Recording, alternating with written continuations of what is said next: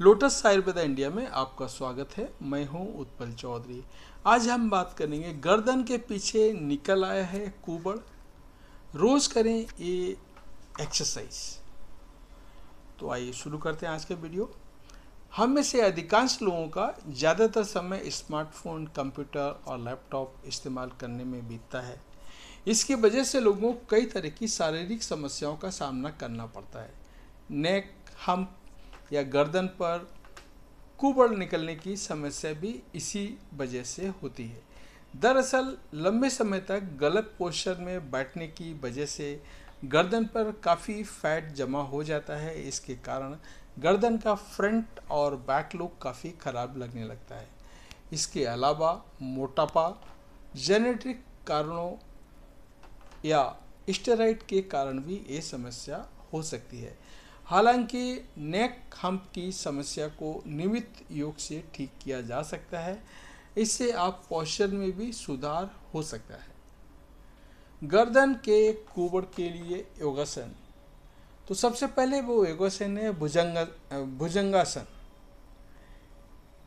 इस आसन को करने के लिए जमीन पर पेट के बल लेट जाएं। अपनी कोहनियों को कमर से सटाकर रखें और हथेलियां ऊपर की ओर रखें। अब धीरे धीरे सांस भरते हुए अपनी छाती को ऊपर की ओर उठाएं। इसके बाद अपने पेट के भाग को धीरे धीरे ऊपर उठा लें। इस स्थिति में 30 सेकंड तक रहें। अब सांस छोड़ते हुए अपने पेट, छाती और फिर सिर को धीरे धीरे जमीन की ओर नीचे लाएं। दूसरा आसन है बालासन।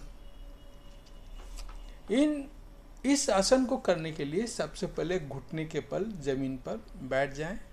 अपने शरीर का सारा भार एड़ियों पर डाल दें। अब गहरी सांस लेते हुए आगे की ओर झुकें।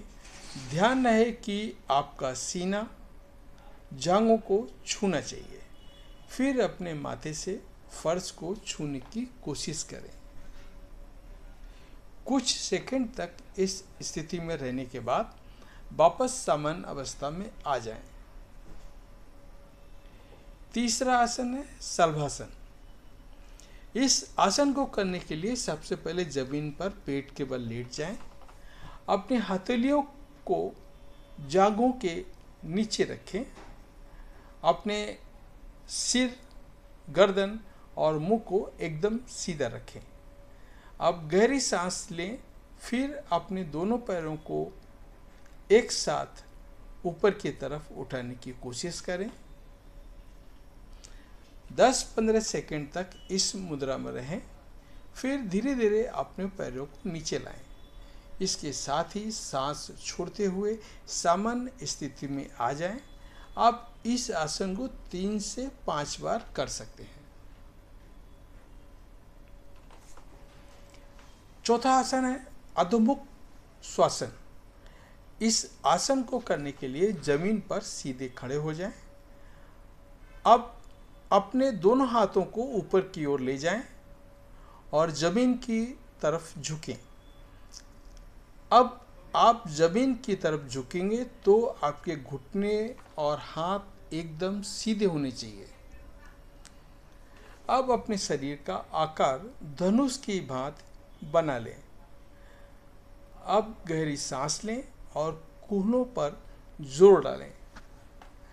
आप अपने हाथों को पूरी तरह से जमीन पर टिकाएं और अपने कूल्हों को जितना हो सके उतना ऊपर उठाने की कोशिश करें। आपका सर भी जमीन की तरफ होना चाहिए। इस स्थिति में लगभग 15 सेकंड तक रहने की कोशिश करें। इसके बाद सामान्य अवस्था में आ जाएं। पांचवा आसन है मार्जरी आसन यानी कैट पोज। इस आसन को करने के लिए वज्रासन की मुद्रा में बैठ जाएं। अब दोनों हाथों को फर्श पर आगे की ओर रखें। अपने दोनों हाथों पर थोड़ा सा भार डालें। अपने हिप्स को ऊपर उठाएं। अपने जांघों को ऊपर की तरफ सीधा करके पैर के घुटनों पर 90 डिग्री का कोण बनाएं। अब सांस भरते हुए अपने सिर को पीछे की ओर झुकाएं। अपनी नाभि को नीचे से ऊपर की तरफ धकेलें और टेलबोन को ऊपर उठाएं। अब अपनी सांस को बाहर छोड़ते हुए अपने सिर को नीचे की ओर झुकाएं और मुंह की ठुड्डी को अपनी छाती से लगाएं।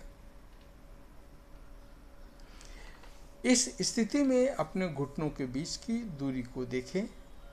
अब फिर से अपने सिर को पीछे की ओर करें। इस प्रक्रिया को दोहराएं। इस प्रक्रिया को आप 10 से 20 बार दोहराएं। तो ये था हमारा आज का वीडियो। आपको कैसा लगा कमेंट करके बताएं। धन्यवाद।